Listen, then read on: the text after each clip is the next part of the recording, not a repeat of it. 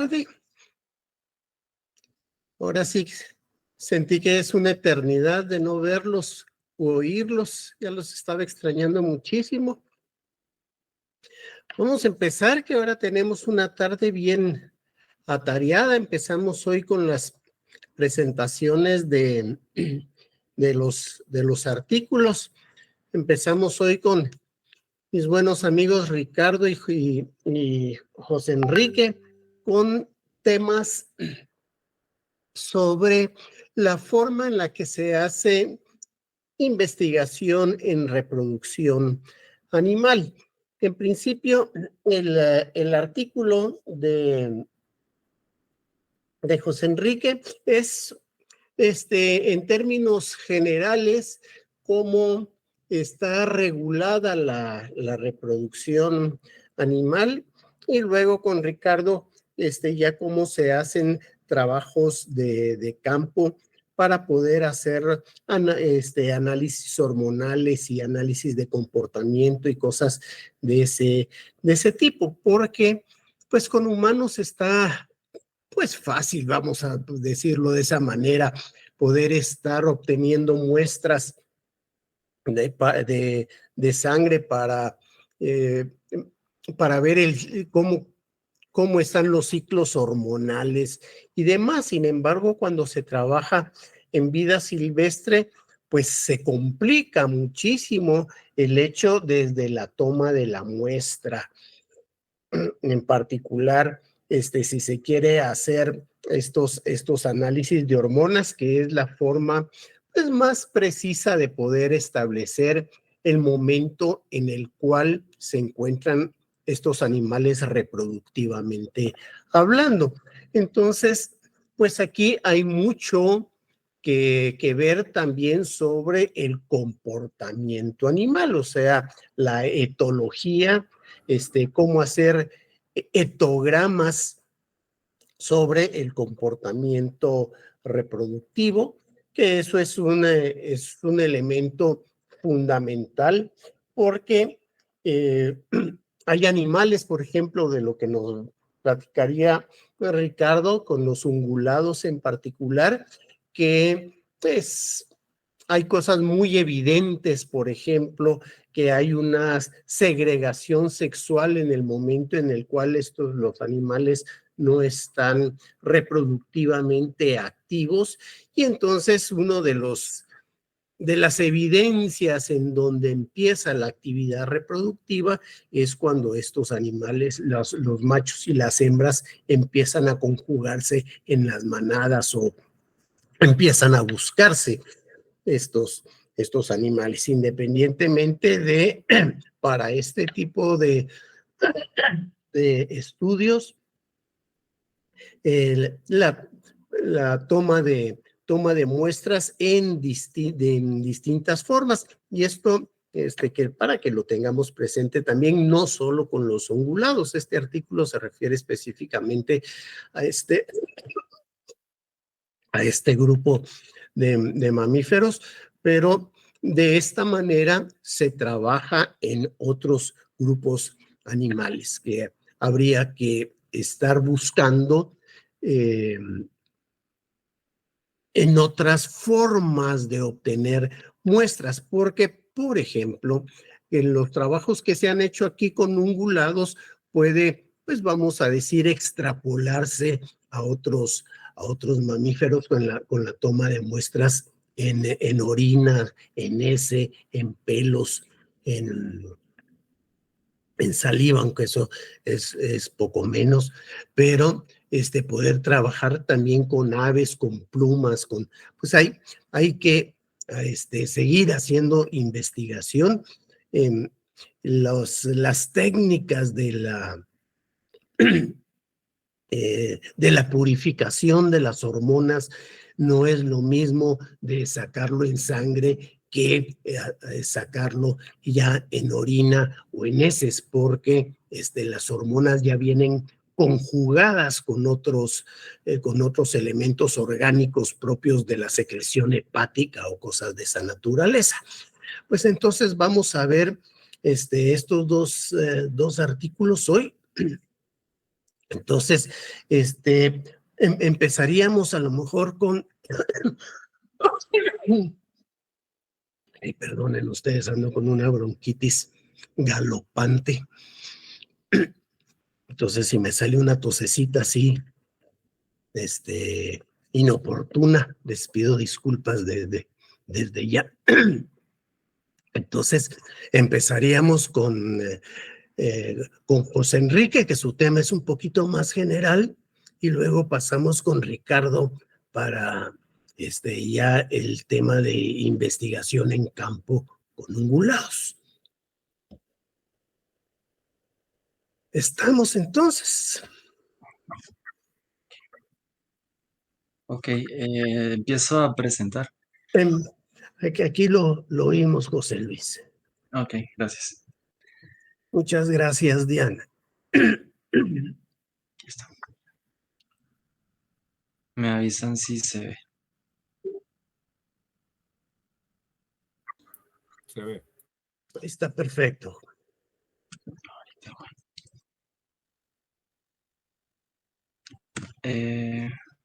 Ok. Entonces el nombre de mi artículo es El comportamiento reproductivo de especies domésticas.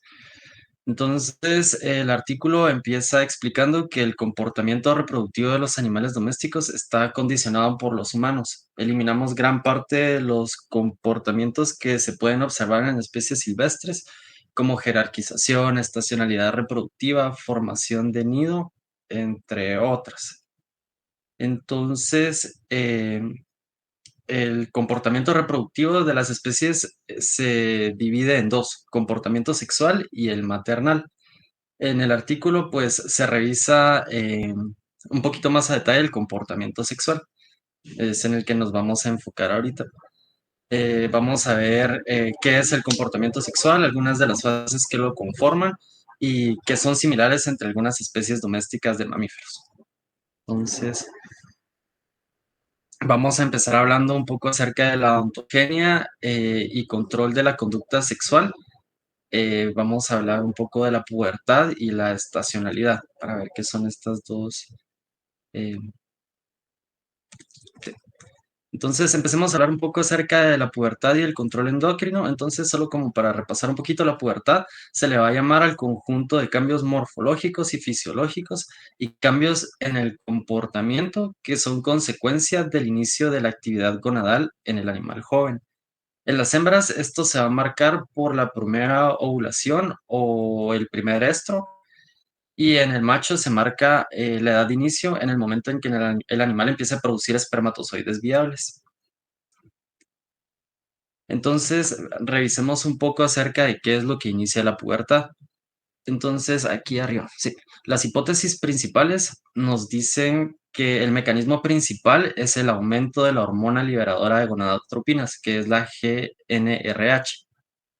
Esta hormona se libera desde el hipotálamo y también se debe a una disminución en la sensibilidad del mecanismo de retroalimentación negativa que los esteroides sexuales tienen sobre la secreción de gonadotropinas y a un aumento en la respuesta de la adenohipófisis a la GnRH. Entonces, ¿en qué edad inicia la pubertad? La edad en la que inicia la pubertad va a depender de factores ambientales como el fotoperiodo y la exposición a feromonas sexuales propias del animal o de otros individuos. Otro elemento importante para iniciar la pubertad es el porcentaje de tejido adiposo. Eh, Juega un papel importante porque si el animal hay una subalimentación, eso va a retrasar un poco el inicio de la pubertad. Y por último, hay unas estructuras nerviosas que están relacionadas al inicio de la pubertad, que sería el hipotálamo, la hipófisis y la glándula pineal. Entonces, también hay algunas hormonas que están involucradas en el inicio de la pubertad. Entonces, como lo mencioné anteriormente, vamos a empezar con la hormona GnRH. que aumentan su secreción y hay una respuesta de la adenohipófisis a esta hormona. Después de eso vamos a ver la FSH, que estimula el crecimiento de los folículos ováricos en las hembras y da como resultado un aumento de estrógenos, a la vez que en el macho intervienen en la maduración de los espermatozoides. La LH va a servir para la liberación del óvulo y en los machos incita a la segregación de testosterona por las células intersticiales. Los estrógenos, principalmente en las hembras, se requieren para desarrollar por completo el tracto reproductivo y ayudan a mantener la actividad sexual. También preparan la vagina para la cópula y relajan los músculos de la cervix y activan el comportamiento sexual.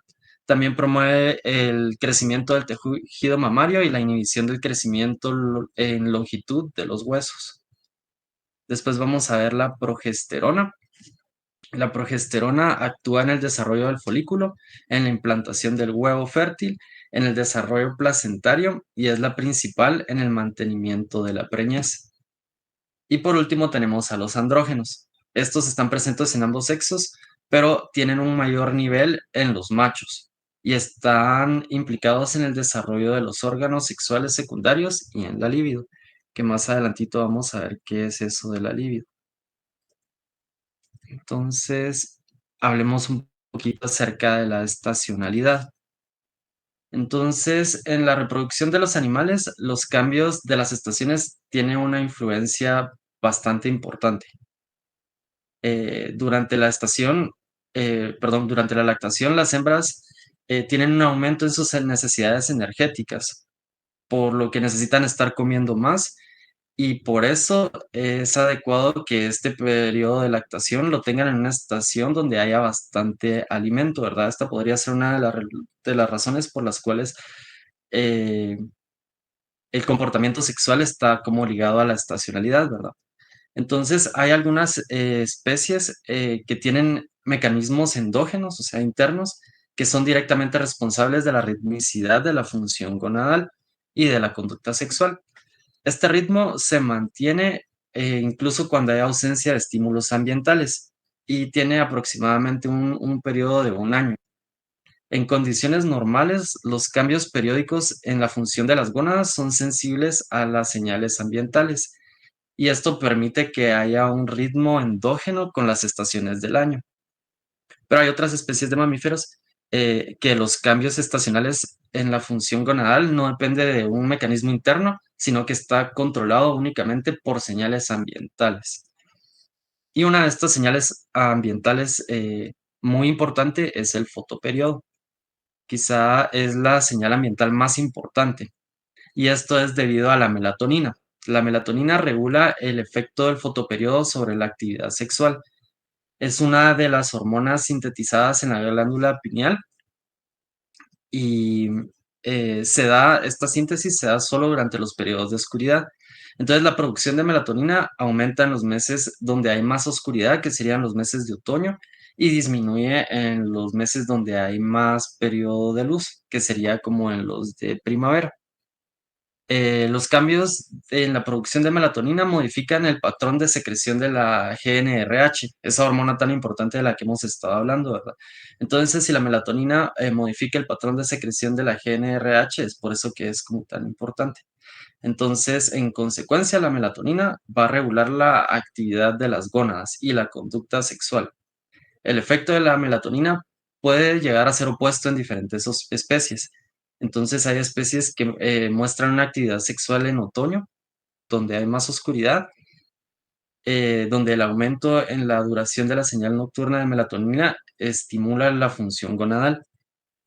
Y hay especies en las que se muestra actividad sexual en primavera. La función gonadal se activa en respuesta a una disminución en la duración de esta señal de la melatonina. Entonces, en el artículo mencionan un poco de que todavía está como en investigación o es un poco incierto por qué o cómo es que la melatonina tiene tanta influencia en en este comportamiento sexual de los animales, ¿verdad?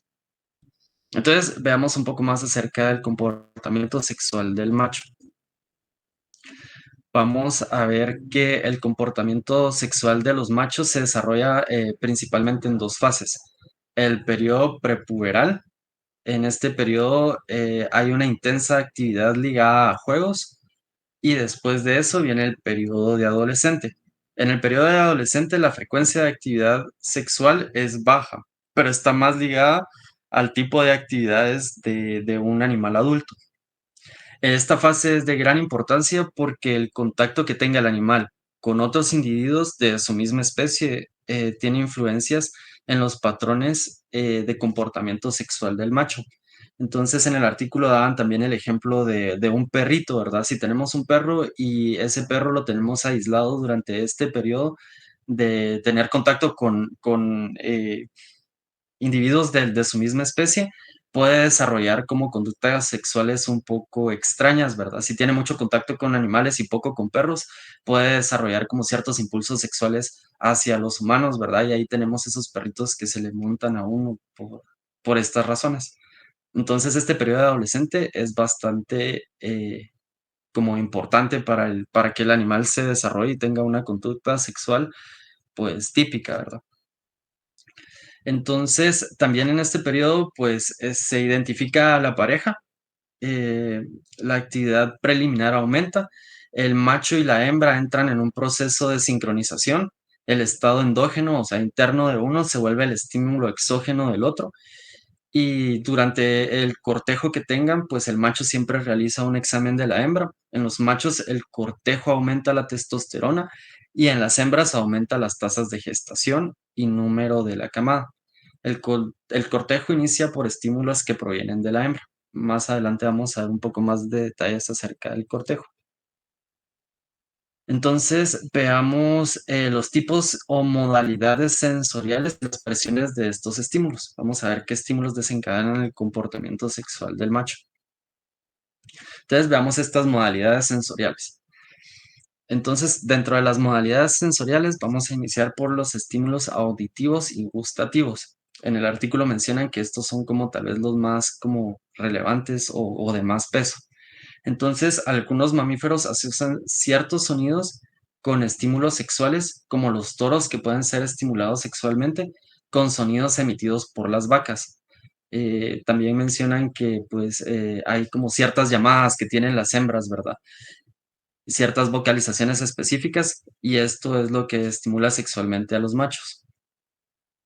Igual que el sentido del gusto, ¿verdad? El gusto por orina de vaca puede tener los mismos resultados que estas llamadas o vocalizaciones. Después nos vamos a los estímulos olfativos. En los machos pueden detectar el estro en las hembras. Más adelante vamos a ver qué es el estro o el celo en las hembras por medio del olfato. Lo vemos también como en perros, que ellos olfatean el área urogenital y eh, ya sea olfateándola directamente o incluso olfateando la orina de la hembra, eso puede llegar a ser un estímulo sexual. También el estro de las hembras puede llegar a verse estimulado por el olor del macho, ¿verdad? Vamos a ver que hay estímulos táctiles también. En esto de los estímulos táctiles, dicen en el artículo, lo mencionan, que no se observa algún cambio con la ausencia de estímulos táctiles. Incluso mencionan que hay algún experimento donde untan el pene de un eh, cabro, si no estoy mal, con nevocaína y que es como una anestesia tópica, así local, y no hay algún cambio en su comportamiento, ¿verdad? Entonces los estímulos táctiles no tienen tanto peso directamente en el pene del animal, a excepción de la eyaculación, ¿verdad? Que la eyaculación sí se tiene que dar pues con una erección en contacto con la superficie vaginal. Entonces ese sería como el estímulo táctil. El estímulo visual no es tan necesario para iniciar la acción reproductora en toros, pero sí puede estimular a que se realice una segunda monta si se modifica el entorno físico. Y en otras especies de mamíferos, más adelante vamos a ver que los estímulos visuales pues también son como que tienen cierto peso, ¿verdad? Y por último tenemos como modalidad sensorial la experiencia.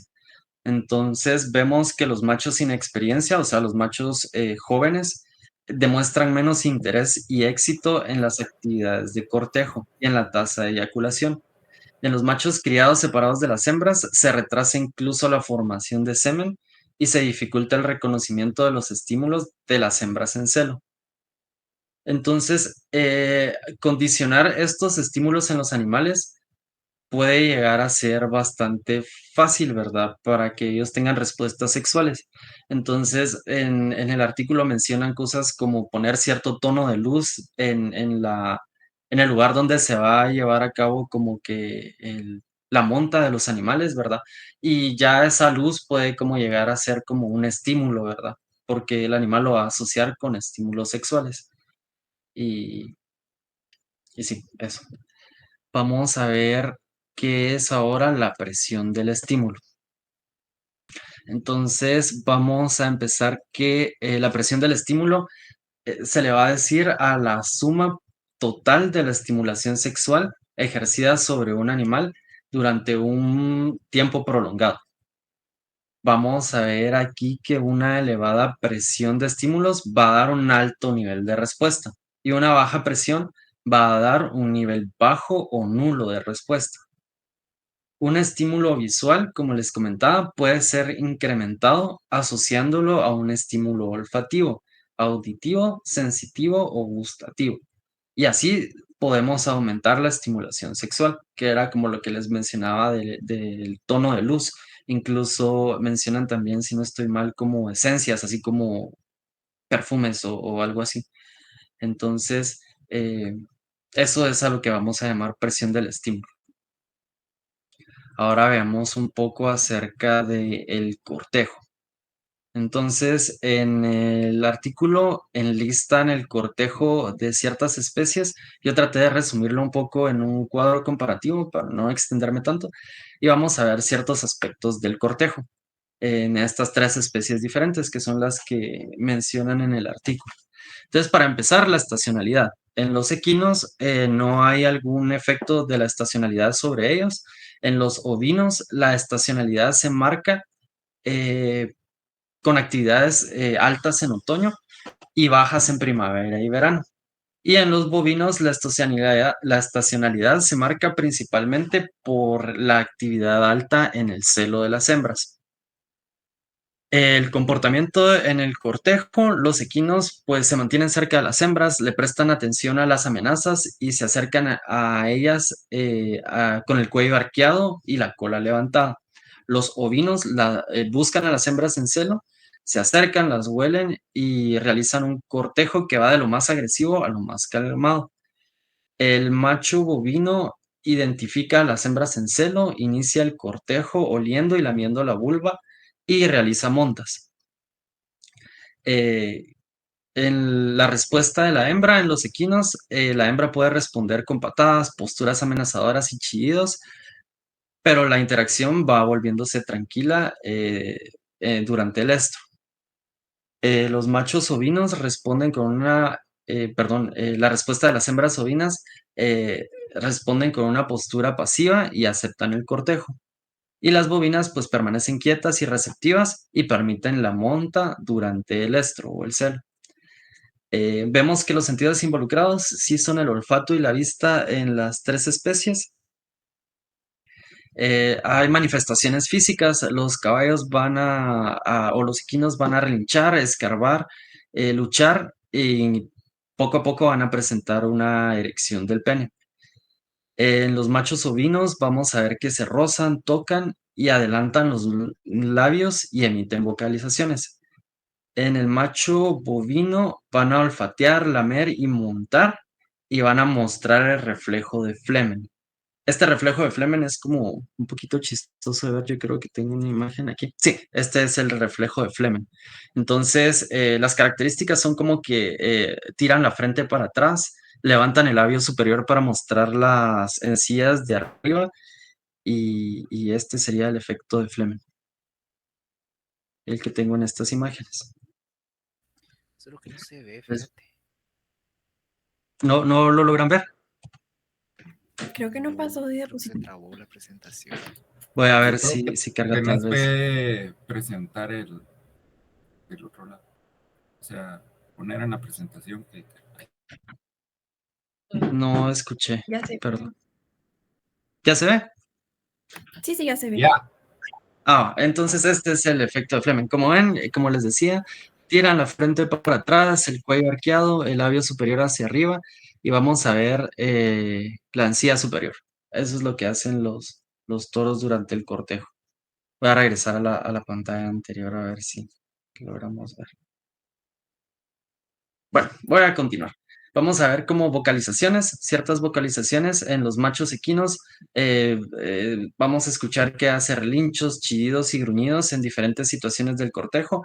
En los machos ovinos no se mencionó algo con respecto a las vocalizaciones en el artículo. Y en los machos bovinos, pues también produce relinchos y otros sonidos durante el cortejo y la monta. Ahora, el estímulo visual en los equinos y en los ovinos no mencionó algo como tan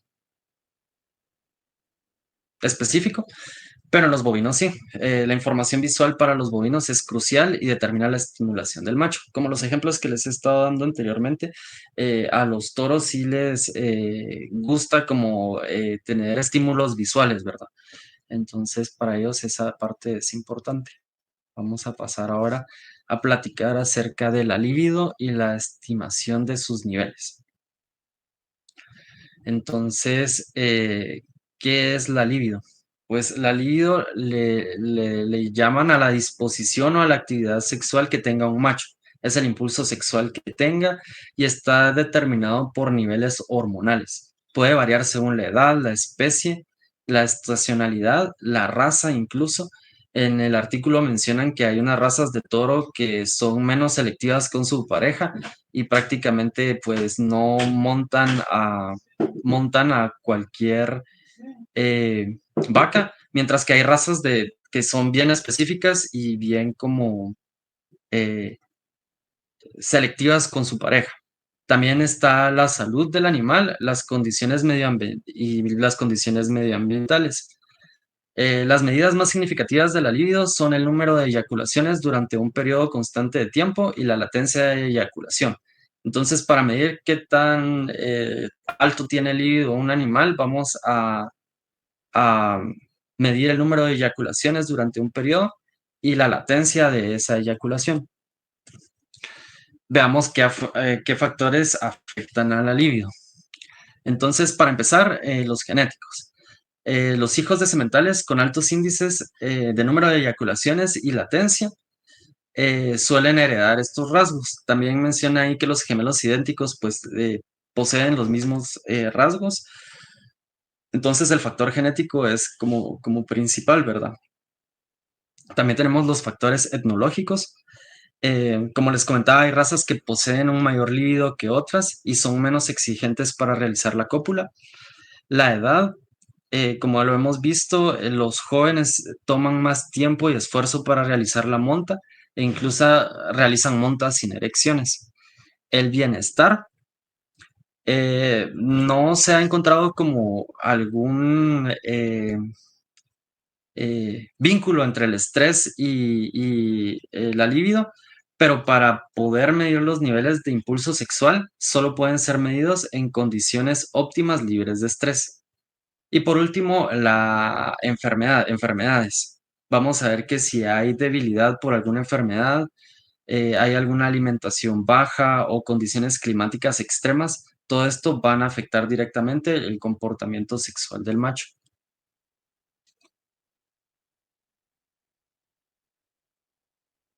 Ok, vamos a ver un poco de los problemas que podrían presentar con respecto al comportamiento sexual los machos. Entonces, los problemas de comportamiento sexual pueden ser de dos tipos. Puede ser la falta de motivación e hipersexualidad. Aquí, como vemos, los machos jóvenes siguen teniendo como problemas, ellos requieren más tiempo que los machos experimentados. Los machos criados aislados de individuos de su especie también tienen un comportamiento sexual alterado, como el ejemplo que les daba de los perros. Hay hembras que son particularmente agresivas o dominantes y esto puede inhibir la motivación sexual del macho.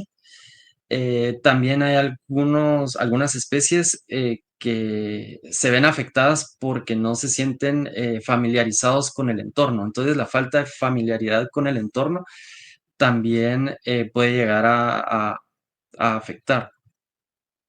Y sobre todo patologías que produzcan dolor en el pene o en la parte posterior del cuerpo, como estos animales se montan y todo su peso recae en las patas traseras, cualquier patología o lesión que afecte la parte posterior del cuerpo, pues va a evitar que ellos intenten hacer la monta, ¿verdad?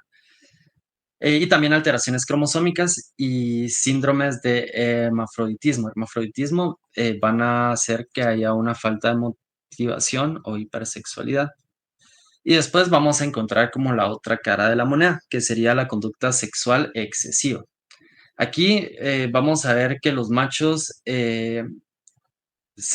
hay una masturbación consistente con objetos inanimados o con ellos mismos, y que los machos montan a otros machos o a hembras que son muy jóvenes que todavía no han tenido un estro o un celo. Entonces se pueden presentar estos dos tipos de problemas. Ahora pasemos a ver un poco más acerca de las hembras. Vamos a ver cómo es que se da el celo en las hembras y qué es el celo. El celo o el estro, que he estado mencionando esas palabras bastante en lo que llevamos, es el periodo de tiempo en el cual la ovulación y la receptividad sexual coinciden. Y esto pues tiene diferentes fases que vamos a ver a continuación. Vamos a ver que hay diferentes fases o formas del estro, por así decirlo, o del celo. Entonces, para empezar, vamos a ver el proestro. El proestro va a ser un incremento de la actividad sexual. Después de eso tenemos el metoestro, que es un periodo de intensificación, pero es el periodo de intensificación sexual menos intenso. Y aquí va a haber que la receptividad tiene más éxito. El dioestro es el periodo entre dos estros. El anoestro es un periodo prolongado de inactividad sexual. Y el poliestro es una serie regular de estros. Ahora vamos a ver que hay algo que se llama el estro anovulatorio.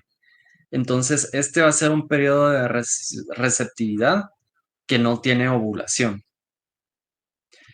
Entonces, veamos ahora el comportamiento sexual de la hembra. Pues este comportamiento sexual puede dividirse en tres componentes.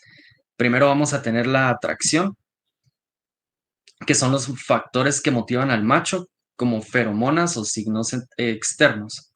Después de la atracción, vamos a ver esto que se llama proceptividad.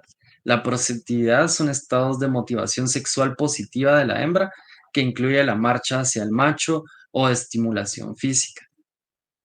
Y después vamos a tener la receptividad, que es una actitud hacia la consumación de la actividad sexual. Entonces ahí es como donde va a ir culminando como el acto, ¿verdad? Veamos signos de celo.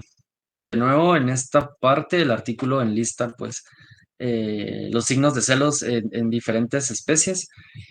Entonces tal vez revisamos rapidito este cuadro comparativo que hice. Para empezar, uno de los aspectos del celo es el comportamiento. Entonces, en ovejas, las ovejas buscan al macho, se muestran pasivas, giran el cuello y permanecen quietas. Hay un aumento de contacto entre hembras. Las yeguas tienen un comportamiento más investigativo y vocal, y las yeguas tienen algo que se llama el celo del potrillo, que es un estro posparto. Este estro posparto en las yeguas también viene con una tasa de mayor fecundación, que es cuando ellas acaban de parir, entran a un periodo de estro posparto, ¿verdad? Entonces, esto en las yeguas se ve repetido en varias de estas aspectos del celo. En las vacas vamos a ver un aumento en la actividad y las vacas van a montar a otras vacas, van a buscar compañeras. Hay cambios en el comportamiento ingestivo y de reposo. Eso quiere decir que tal vez van a comer menos y reposar menos, van a verse un poco más activas. Las cerdas son bastante quietas. Ellas se quedan quietas al ser presionadas en el dorso. De noche van a mostrar inquietud y va a haber montas entre hembras. Las perras y las gatas son bastante similares. Entre perras y gatas, pues va a haber un aumento en la actividad, va a haber un marcaje con orina, vamos a ver bastantes vocalizaciones. Las vocalizaciones de las gatas en celo son bastante peculiares y características de ellas, ¿verdad? También las perras tienen vocalizaciones características. ¿Cómo responden los machos o cómo responden ellas con respecto al macho?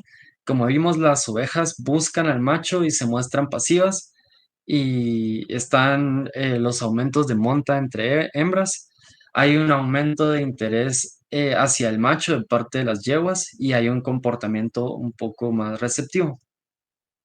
En las vacas se acerca indiscriminadamente a compañeras dominantes y subordinadas. En las cerdas, los machos tienen una preferencia por hembras más viejas. Hay montas entre hembras, pero es menos frecuente que en bovinos. Las perras, hay un aumento de interés hacia el macho y hay un comportamiento bastante receptivo. Las gatas toleran un poco más al macho y también tienen un comportamiento más receptivo. Cambios físicos en las ovejas aumentan de contactos, olfateo y lamido de la vulva, hay empujones y cabezazos y apoyo de la barbilla. Las yeguas orinan con más frecuencia, mueven la cola, descentran la pelvis y abren las extremidades posteriores. Las vacas, hay un aumento de montas, aumento de mugidos y lameteos. Las cerdas se quedan quietas y levantan las orejas, y siempre las montas entre hembras están como presentes. Las perras, hay vocalizaciones, hay marcaje territorial con orina, igual que en las gatas. El ciclo estral en las ovejas primero es débil e incompleto, y el segundo está un poco ella más atraída por los machos. En las yeguas, como vimos, tienen este celo posparto que les comentaba, que tiene una mayor tasa de fecundación. En las vacas se aumenta la excitación y la actividad general y hay montas a otras vacas. Eh, el ciclo de las cerdas es durante la noche y al inicio de la mañana. La perra tiene un proestro. La perra y la gata aquí son como bastante similares. Tienen proestro y estro y tienen una conducta bien perceptiva y receptiva en ambos casos. Veamos qué problemas tienen las hembras con respecto a su conducta sexual. Entonces, vamos a empezar por este problema de aquí, que es el anoestro primario. Esta va a ser la ausencia de un estro en un animal que debería de haber llegado a la pubertad. La mayoría o muchos de estos problemas van ligados a la capacidad de la persona que esté interesada en saber en qué momento empieza a tener el estro o el celo la hembra, ¿verdad? Va bastante ligado a eso, porque si no es alguien experimentado o alguien que sepa identificar el celo, podría pensar de que el animal no ha llegado al celo y ya tal vez pasó un celo, ¿verdad? En el artículo mencionan que las perras son como particularmente difíciles porque hay razas que tienen mucho pelo y el celo en las hembras se caracteriza por un sangrado, ¿verdad? Por una secreción sanguinolienta. Entonces, esta secreción puede ser muy escasa o puede perderse entre el pelaje, y podría pensarse que no ha habido un celo todavía, ¿verdad? Que no ha llegado a la pubertad, por así decirlo. Entonces, esa es una de las tres causas, la incapacidad para detectar el estro. Después hay una ovulación silenciosa que no muestra signos, pero sí está.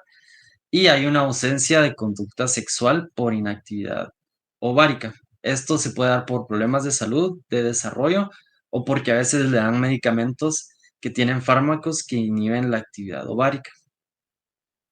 El siguiente problema va a ser eh, intervalos anormalmente largos entre estros. Para empezar, tenemos otra vez de nuevo la incapacidad para detectar el estro, que era lo que les comentaba, que se debe tener así como un ojo experimentado para poderlo detectar. Después de eso puede ser alguna patología, fármacos de nuevo que inhiben la actividad ovárica. Y pasamos al siguiente, que son intervalos anormalmente cortos entre estos, que tienen el celo muy seguido. Algunas hembras tienden a tener intervalos cortos, ya porque el individuo está predispuesto a eso, pero también la no ovulación puede dar lugar a intervalos cortos. Esto se puede diagnosticar revisando los niveles de progesterona y se trata con hormonas. Otra razón puede ser que el animal tenga el estro dividido. Hay una fase de proestro que por el crecimiento de folículos ováricos que involucionan, se da este problema, ¿verdad? Entonces, eso pues se soluciona a unos meses después. El animal muestra otro proestro seguido de un estro y más que todo esto se da en animales jóvenes. También algunos quistes ováricos pueden causar intervalos cortos entre estros. Después está el estro persistente. Este es la manifestación de la conducta receptiva y proceptiva durante un periodo superior a 6 semanas. Entonces la hembra pasa con esta conducta receptiva y proceptiva por un mes y medio, por así decirlo. Se da en perras más que todo con quistes ováricos y también en algunas razas de gatos, creo que como el siamés, mencionan en el artículo, tienen este mismo problema por la misma razón, ¿verdad? Porque estas razas están predispuestas a tener quistes ováricos. Vamos a ver, por último, que hay un síndrome del resto ovárico. Esto se da cuando hay una extirpación completa del tejido ovárico, cuando castran, por así decirlo, a las hembras y no lo hacen bien. Entonces hay tejido ovárico funcional que todavía funciona y las hembras presentan signos de celo o de esto. Entonces, esto pues es fácil de detectar porque si no, en teoría le removieron el tejido ovárico, no tendría por qué presentar estas señales de estro. Se diagnostica por citología vaginal y se soluciona pues realizando la cirugía de nuevo para extirpar lo que quedó, que no debería de haber quedado. Entonces, esos son algunos de los problemas de la conducta sexual de las hembras. Ahora veamos cómo es el comportamiento coital. Entonces, veamos el comportamiento coital. La cópula normal implica una secuencia de elementos conductuales. Vamos a partir del cortejo, que ya lo vimos. Después del cortejo tiene que haber una erección. Seguido de la erección viene una monta, que es cuando el macho se monta literal en la hembra. Vamos a ver que hay una fase de intromisión, que es la introducción del pene en la vagina. Hay un empujón eyaculatorio, que es una fuerza ejercida que el macho ejerce para insertar el pene lo más dentro posible de la vagina antes de la eyaculación. Después de eso viene la eyaculación. Y por último tenemos la desmonta, que es ya cuando el macho se baja, ¿verdad? Después de la cópula hay un periodo en que el macho no acepta a la hembra. Como una fase de rechazo del macho hacia la hembra. Esta fase de rechazo se podría suprimir o interrumpir si la atención del macho se dirige a otra hembra o si se cambia el ambiente, si se cambian de lugar los animales. Y como para reiniciarlo, como para reiniciar al macho, por así decirlo. Y que él pueda tener otra monta o iniciar el proceso de nuevo, ¿verdad? Si fuera necesario. Vamos a ver un poco cómo es la monta natural de los animales. Esto va como bastante ligado a lo del cortejo que vimos previamente. Y para eso tengo otro pequeño cuadro comparativo, porque no listaron como estas especies donde explicaban cómo es la monta en cada una de ellos. Entonces veamos que la duración de la copulación sí va a ser breve y corta en la mayoría de especies, excepto en ovinos, que es variable. La posición del macho, en la mayoría de casos, si no es que en todos, va a ser que él tiene su peso en las patas traseras abrazando a la hembra. En los ovinos varía un poco. En los equinos es igual, solo que a veces se da lateral. En porcinos hay un olfateo, hay un cortejo y es bastante sonoro. En perros la monta es desde atrás y hay cierta presión en los flancos. Y en gatos hay bastante olfateo y hay un marcaje territorial muy, muy grande. Hay movimientos durante la copulación. De los bovinos hay un empuje hacia atrás, hay un como salto activo. En los ovinos hay una variedad de factores que incluye la distancia recorrida. En equinos hay una penetración, eyaculación y hay contracciones. En porcinos sí hay una estimulación táctil y la eyaculación es rápida. En los perros hay una intromisión y hay un bloqueo genital, que eso es como bien particular de los perros, que es como lo conocemos vulgarmente, que ellos se quedan pegados, ¿verdad? Ese es el bloqueo genital y la reacción eyaculatoria es bastante intensa. En los gatos hay una intromisión, hay un empalme, pero no hay bloqueo. El comportamiento posterior en los bovinos, la hembra está quieta y hay una contracción vulvar, que un poco más adelante vamos a ver que esa contracción vulvar puede llegar a ser muy importante. En ovinos, la hembra está quieta, hay factores externos que influyen, ¿verdad? Los ovinos tal vez son como los más diferentes. En equinos, la hembra es quieta y la mirada siempre es hacia el macho. En porcinos hay un bloqueo copulatorio y hay un comportamiento consorte. En perros vimos que hay un bloqueo genital, que hay una separación posterior cuando todo se relaja, ¿verdad? Y en gatos, pues el comportamiento es múltiple, ¿verdad? Y si hay un periodo refractorio, donde no se soportan entre la pareja, ¿verdad? Después hay una frecuencia de copulación, no la especifican para bovinos, igual que ciertas características especiales no especifican en bovinos. En ovinos es variable y de nuevo hay bastantes factores que influencian la frecuencia de la copulación. En equinos se da una vez y después de eso hay un bloqueo copulatorio. En porcinos se puede dar varias veces con un bloqueo copulatorio. En perros puede llegar a ser varias veces siempre y cuando haya una separación. Y en gatos también se puede dar varias veces, pero hay aumentos de periodos refractarios. Características del cortejo, veamos las de los ovinos. De nuevo, los ovinos son influenciados por muchísimos factores para poder llegar a, a la monta natural. En equinos inicia por un acercamiento por detrás o lateral. En porcinos el cortejo es bastante sonoro y hay mucha estimulación táctil. En perros hay mucha exploración anogenital, hay bastante juego y cortejo sonoro. Y en gatos es la vocalización y el marcaje territorial lo que nos va a dar esa característica del cortejo. Veamos ahora la monta artificial. La monta artificial se utiliza para más que todo producción animal, ¿verdad? Se utiliza para optimizar el proceso, para maximizar los rendimientos de los machos y en programas de selección también. Esta monta artificial consta como de dos fases, ¿verdad? Primero vamos a necesitar recoger el esperma. Para lograr recoger el esperma es necesario que exista un cortejo, ¿verdad? El cortejo es el mejor procedimiento para que el macho se sienta excitado. Se utiliza una vagina artificial y un maniquí.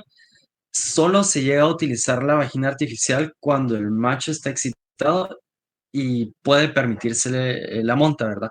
La vagina no se puede usar, esa vagina artificial no se puede usar hasta que el macho no monte. Y debe evitarse lastimar al macho con ese mismo aparato, ¿verdad? Porque si se lastima, él va a crear un estímulo negativo con respecto a eso y ya se dificultaría más repetir el proceso si fuera necesario. Hay un periodo postcopulatorio en ciertas especies, en especial en toros, donde el macho tiene que permanecer algunos minutos junto a la hembra. Entonces, eso tampoco se debe de interrumpir. Y ya para la inseminación artificial, pues en las vacas se emite una como contracción, como contracciones vaginales, que las vimos anteriormente. Les mencioné que eso era importante. Entonces, estas contracciones vaginales se dan cuando el toro se acerca o se acerca a otra vaca en celo. Y el reflejo tiene que estar condicionado para lograr hacer la inseminación artificial, porque tiene efectos en el paso de los espermatozoides y en la tasa de gestación y fertilización. Entonces, se puede mejorar bastante la eficacia apareando a las vacas con toros vasectomizados para que ellas sientan como este estímulo de tener como el toro encima. Y al final es importante asegurar la tranquilidad de la vaca. La vaca no puede estar estresada o nerviosa, porque una vaca estresada y nerviosa tiene menores tasas de gestación que una vaca tranquila. Y con eso llegamos al fin del artículo. Creo que voy a dejar de compartir.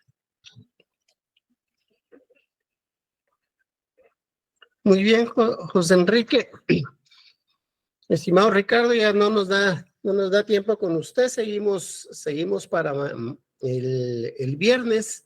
Seguimos con su tema. Para el viernes, seguimos con José Pablo y Laura, ¿verdad? Para sus artículos. ¿Hay alguna pregunta sobre este tema? Fíjense que la cuestión reproductiva, independientemente de como tema de reproducción tal cual, es muy importante, especialmente si tenemos alguna especie de interés en particular, conocer muy bien todos estos elementos de la sexualidad de los animales, porque cualquier alteración, que ya lo habíamos comentado en alguna oportunidad, lo primeritito que se va a ver afectado es la capacidad reproductiva de los individuos de la población. Pues entonces, la observación de cada uno de estos elementos, de estas etapas que se dan en la reproducción animal, esas deben de tenerse bien fotografiadas para poder analizar la salud de las poblaciones animales. La reproducción en los animales es en extremo susceptible para los efectos ambientales. Entonces, sí vemos aquí que hay muchísima gente interesada en distintos grupos, sean serpientes, sean anfibios, sean murciélagos, sean infinidad, dependiendo del interés de cada quien. Pues lo primero que hay que estudiar son los patrones reproductivos de estas especies para poder hacer un análisis de la salud de las poblaciones. Pues entonces, de esto que platicamos, ¿habrá alguna duda?